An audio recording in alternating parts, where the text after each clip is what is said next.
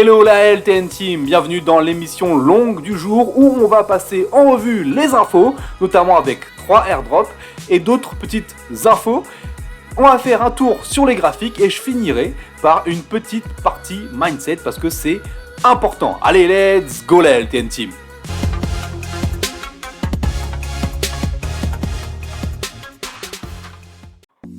On commence donc avec les airdrops.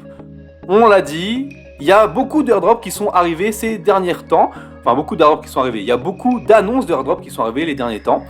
Pour ceux qui ne savent pas ce qu'est un airdrop, en fait, c'est tout simplement un projet qui récompense les premiers utilisateurs, en gros les bêta-testeurs de leur projet en question, en leur donnant, en leur offrant tout simplement des tokens. Et ça peut être très lucratif, comme on va pouvoir le voir sur la deuxième info qui suit juste après celle-ci. La première du coup, le premier drop c'est Starknet qui va larguer, comme on voit ici avec des parachutes, larguer 900 millions de STRK qui est donc du coup le jeton de Starknet à sa communauté. Starknet c'est du coup un layer 2, d'accord, du nom de Starkware qui, du coup, les utilisateurs ont pu tester comment le layer 2 fonctionnait en faisant des opérations dessus, des opérations de swap, des opérations d'achat, des opérations de vente, et tout cela pendant X mois. Et donc, les gens qui ont utilisé et qui ont permis aux dirigeants de Starknet et du coup aux employés de Starknet de faire évoluer à côté le projet pour que par la suite il n'y ait pas de bug quand le grand public sera là, et ils vont être récompensés avec des jetons. Layer 0, lui, a déjà fait... Enfin, non, excusez-moi, c'est pas encore celui qui a déjà fait. Layer 0 annonce, lui, un airdrop qui va venir en 2024, premier trimestre 2024. On est sur une startup qui est valorisée à 3 milliards de dollars, qui était valorisée aux 3 milliards de dollars au printemps dernier. Donc là, pour ça... Ceux qui ont fait leur devoir, je vous invite à regarder si vous êtes éligible ou non. Et si vous l'êtes d'ailleurs, n'hésitez pas à partager combien de tokens vous avez reçus. Pas la peine de mettre le montant, parce que après tout le monde pourra aller voir sur les graphiques à combien est évalué un token de Layer 0 ou un token de Starknet. Et on pourra du coup connaître le montant que vous avez gagné grâce à cela. Et là, du coup, j'en viens au airdrop qui, lui, a déjà eu lieu. Et regardez le titre. Airdrop de JTO, entre 5 000 et 110 000 dollars de récompense pour les utilisateurs éligibles. C'est-à-dire que le minimum, ici, c'était 5 000 dollars. Juste, on va dire juste, pour avoir, en gros, utilisé la plateforme de JTO qui est un protocole de liquid staking. D'accord. Donc vraiment les airdrops c'est quelque chose qui peut être très intéressant. Peut-être qu'on fera une émission un peu plus particulière là-dessus, pourquoi pas en visant les projets qui potentiellement vont pouvoir faire un airdrop, comment faire pour être éligible à ce airdrop. Donc dites-nous en commentaire si vous êtes intéressé par ce genre d'émission ou non. On continue au niveau des infos avec Van Eck qui prédit la fin du leadership de Binance. C'est quelque chose dont on vous parle depuis maintenant plusieurs semaines. Je pense qu'on est unanime là-dessus, CG et moi. C'est que Binance ne sera plus le numéro 1 au prochain bull run. Pour l'instant, ils sont encore numéro 1, mais on voit que Coinbase gratte des parts de marché. On l'a vu que Bitstamp, c'était notamment l'entreprise, l'exchange que la Société Générale avait choisi d'utiliser pour son stablecoin. Donc, il fait peu de doute que Binance ne sera plus numéro 1 lors du prochain été crypto. Donc, ce titre-là ne me surprend pas. Vraiment pas. Donc, voilà, il parle aussi d'un nouveau prix record pour le Bitcoin en 2024. Je ne sais pas trop quoi en penser. On va regarder après sur le graphique. Je ne sais pas trop quoi en penser. Pourquoi ? Tout simplement parce que on est actuellement dans une phase haussière. Ça, il n'y a aucun doute là-dessus. Peut-être qu'on est déjà en bull run. Est-ce qu'on va avoir un top en 2024 ou un top en 2025? Alors, il y a un ETF qui va arriver sûrement en 2024. Il y a le halving qui va avoir lieu également en 2024. Mais le temps après que le marché digère tout ça, en plus il y a aussi les élections aux États-Unis fin d'année 2024, qui peuvent avoir une incidence quand même, mine de rien, parce que si on a un candidat pro-crypto, ça peut faire exploser vraiment encore plus les cryptos à la hausse. Si on a un, à contrario, qui est vraiment contre les cryptos, on peut avoir un effet encore de ralentissement. Donc, moi j'aurais tendance plutôt à dire un nouveau record en 2025. Mais maintenant, c'est le marché le maître et c'est à nous de nous adapter à ce que le marché nous donnera. Autre info, on en parlait du coup dans le JT, le short du jour. C'est le Salvador qui offre un visa liberté, si on peut dire ça comme ça, en échange d'un investissement d'1 million de dollars en Bitcoin ou en USDT dans le pays. C'est-à-dire que vous arrivez là-bas, vous faites un investissement de 1 million de dollars, et ben vous devenez un citoyen du Salvador. C'est malin parce que c'est une manière en fait d'attirer du coup les investisseurs dans son pays. Mais je trouve que c'est tout à fait logique, ça va dans la continuité de ce que le président Bukele met en place depuis son arrivée à la tête du pays. Dernière info, si bien sûr mon PC veut bien charger, c'est les échanges au niveau des NFT qui sont en hausse depuis début novembre. On se rapproche du milliard de dollars. Il y a eu plus 123% sur le mois, rien que le mois de novembre. On le sent, c'est vrai qu'on le sent, on a vraiment une recrudescence au niveau du marché des NFT. Ce qui me dérange encore un petit peu, c'est qu'on parle beaucoup de NFT. Sur cette recrudescence, on parle beaucoup de NFT que je qualifierais d'inutiles, de JPEG, et pas encore de NFT qui ont une vraie utilité derrière.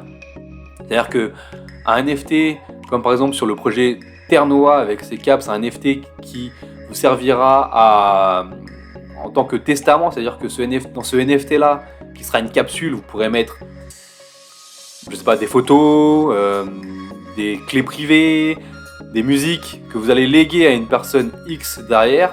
Ça, c'est un NFT qui pour moi a une vraie utilité. Un NFT d'art, on va dire, avec un petit singe dessus qui sourit, pour moi ça n'a aucune utilité. Donc ça m'alerte un petit peu parce que lors du précédent bull run, le dernier pic a été quand les NFT ont explosé. Voilà, donc bon, on n'en est pas encore là parce que je pense qu'on va le voir sur les graphiques, il y a encore des choses qui font que je pense qu'on n'a pas fini encore avec la montée, mais c'est quand même pour moi une petite alerte. Au niveau des graphiques, mon réseau est vraiment très lent aujourd'hui, je m'en excuse platement parce que c'est vraiment très lent. Je vais essayer quelque chose d'ailleurs parce que c'est un peu énervant. Ouais, c'est en direct, il n'y a pas de chichi. Le BTC, on est sur le BTC. Si on enlève les moyennes mobiles, donc sur cette semaine, vous voyez là, la bougie weekly, c'est celle qui est ici, elle est exceptionnelle. Elle est vraiment exceptionnelle, on est sur un plus 10% pour l'instant en une semaine. On est passé de 40 000 dollars à 44 000 aujourd'hui. On a rallié le QG des vendeurs, weekly. On a rallié une zone que moi je surveille et que CJ également. Tout le monde s'attend à ce que ici on ait un retournement, en tout cas un ralentissement. Faut pas aller contre tendance, on peut avoir un ralentissement. Moi je m'attends à un ralentissement du prix à cet endroit-là. On peut avoir un retracement également, ce qui serait une bonne nouvelle. Mais je pense qu'il y a beaucoup de gens qui attendent un retracement pour rentrer, notamment que ce soit sur le Bitcoin ou sur les altcoins. Donc, est-ce que les grosses mains veulent nous donner cette opportunité? J'en suis pas spécialement sûr. Donc, ça ne m'étonnerait pas de voir le prix se hisser plus haut, un peu au-dessus de cette box rouge, avant de redescendre. Mais voilà, c'est à suivre. En tout cas, on est dans une zone où, clairement, il faut prendre des profits. Surtout si vous êtes rentré plus bas, par exemple ici à 20 000 $, vous êtes déjà sur un x2. Donc voilà, commencer à prendre des profits, c'est important. Le TH, lui, j'en parlais la semaine dernière, lors de notre revue de la semaine. Le TH, je vous disais que je l'attendais en sortie, d'accord, en sortie de sa box violette ici, là. Donc j'ai pris un trade en sortie de box violette, je suis toujours dedans. D'ailleurs, le trade est ABE. Pour ceux qui ne savent pas ce que c'est ABE, c'est-à-dire qu'en fait, j'ai sécurisé ma position, c'est-à-dire que j'ai sécurisé ma position au prix d'entrée. Je suis entré à 2150, pour être tout à fait clair. Aujourd'hui, si le prix redescend plus bas à 2070, en fait, mon prix, je sortirai à 2150, donc je serai à 0. Non, enfin, c'est pas tout à fait vrai parce que j'ai encaissé 10% de la position lorsque j'ai mis la position à break-even. Donc aujourd'hui, on est à 2353 $. Il y a pour moi vraiment de la place pour au moins aller chercher 2500. Et je pense qu'il y a même de la place pour aller encore plus loin, encore plus haut. Pourquoi ? Bah, tout simplement parce que on est en train d'avoir les capitaux qui étaient sur les BTC sont en train de tourner et migrer vers les altcoins, comme on va le voir sur le graphique juste après, qui est le graphique du Total 3. Encore une fois, je suis désolé pour l'attente. En plus, là, il me montre le graphique que je voulais vous montrer en tout dernier, c'est celui du JTO. Mais donc, le graphique du Total 3, lui aussi, comme l'Ethereum, il était dans sa box violette ici, d'accord ? Là, on a une chose vraiment très intéressante. Regardez, il sort, il est en train de breaker, okay, il est en train de breaker sa zone violette, qui est une grosse zone de résistance. On est en train d'avoir la moyenne 7 en weekly, qui est en train de croiser à la hausse la moyenne mobile 200. On est, je pense, aux portes d'une explosion des altcoins. Enfin, d'une belle hausse des altcoins. Donc, il va falloir surveiller les altcoins dans les jours à venir. J'espère que vous êtes déjà en position, que vous avez déjà préparé en amont les altcoins sur lesquels vous vouliez rentrer, parce qu'on peut vraiment avoir une belle hausse. En parlant des altcoins, le Link qui est du coup un projet, décidément mon PC veut que je vous montre le JTO, mais je vais vous montrer à la fin. Le Link du coup, qui est une crypto forte, hein, d'accord, c'est une crypto forte, on préfère aller là où il y a du flux. Vous voyez, moi j'en ai acheté je suis très transparent, j'en ai acheté pour 200 € le 5 octobre 2023, donc dans une très belle zone. Je compte prendre des profits ici à 18 $, j'ai mis une alerte. Là, le Total 3 est en train de partir à la hausse. Je pense qu'on va aller chercher vraiment ma zone, donc je vais prendre des profits ici pour après derrière recharger sur un repli. Donc surveillez le Link. Pour ceux qui ne sont pas encore dedans, il y a peut-être un trade à prendre ici avec une cassure des 16,5 $. Maintenant, ce sera vraiment pour accompagner la tendance, ce ne sera pas une position long terme, ce sera vraiment du court moyen terme là-dessus, d'accord ? Et si vous rentrez à cet endroit-là, n'oubliez pas de prendre déjà des gains ici aux alentours de 18 $, entre 18 et 19 $. Après, vous aurez peut-être l'occasion de laisser courir encore le prix plus haut, mais ce sera important de prendre des profits dans cette zone-là. On va continuer avec UOS. UOS, du coup, qui est une crypto gaming. Je pense que la plupart connaissent déjà cette crypto-monnaie. Cette crypto-monnaie, donc l'UOS, c'est une crypto que moi je trouve que le projet est très intéressant, mais qui ne faisait rien ces derniers temps.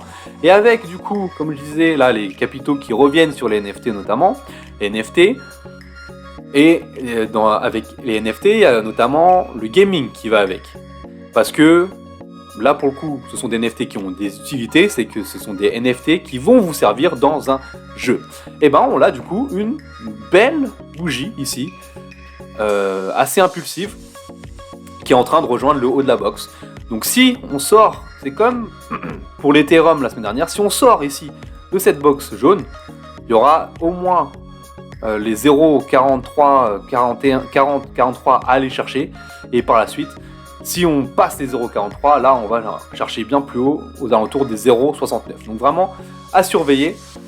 Et enfin, pour finir, au niveau des graphiques, le JTO, donc, qui a fait un airdrop cette semaine. Cette semaine où je disais qu'il avait fait 5000 $ minimum. Et bah regardez, listing sur Binance cette semaine, il est passé de 0 à 4 $. Donc en gros, un JTO s'échange à 4 $ désormais. Pour finir, je voulais finir du coup sur une note mindset, parce que c'est important et je voulais avoir un petit mot, parce que c'était une pensée que j'avais ces derniers temps. Je voulais du coup que tout le monde en profite. C'est que quand vous avez quelque chose en tête, quand vous avez un projet, quand vous avez un objectif, que ce soit professionnel, que ce soit physique, ce qui va compter, c'est votre capacité à répéter les efforts. D'accord ? Aujourd'hui, nous, on se lance notamment sur des émissions qu'on fait un peu à la mano sans script. Les premières émissions, si vous les écoutez, au niveau de l'élocution notamment, c'est beaucoup moins fluide. Aujourd'hui, avec la répétition, ça fait maintenant 2 semaines qu'on le fait, je pense que vous pouvez déjà sentir la différence. C'est beaucoup plus fluide. Et moi, j'ai un autre exemple assez parlant, c'est que, et c'est là qu'on dit que le travail bat le talent, je suis quelqu'un qui est très sportif depuis très jeune maintenant. Et j'ai un ami qui, lui, avait fait du sport pendant son enfance, mais qui après faisait du sport périodiquement, on va dire. Un jour, il voulait se remettre à la course à pied. Moi, c'est quelque chose que je pratiquais notamment avec CG depuis 10 ans. Donc il y a 5 ans, il a voulu se mettre à la course à pied. On a commencé à courir ensemble, j'ai commencé à l'entraîner, elle donnait des petits conseils, etc. Et puis on a couru, en fait, 2 fois par semaine, pendant des années ensemble. Il a fini, bien entendu, par me rattraper, parce que entre-temps, moi, j'oscillais entre football et blessure. Et du coup, on a fini par avoir le même niveau. Aujourd'hui, moi, je suis blessé depuis 1 an quasiment, et lui a continué à courir, donc forcément, il a encore progressé, mais il a fait 1000 km sur l'année, à un rythme constant, très bon rythme. Et aujourd'hui, il est clairement meilleur que moi, alors que j'avais des capacités physiques qui étaient plus élevées, en tout cas de base. Donc, c'est un bel exemple, et je trouve que je pense que tout le monde doit s'en rappeler. C'est-à-dire que rien n'est impossible, et que si vraiment vous le voulez, ça va juste vous demander des efforts répétés chaque jour, tout le temps. Allez, ciao la LTN Team.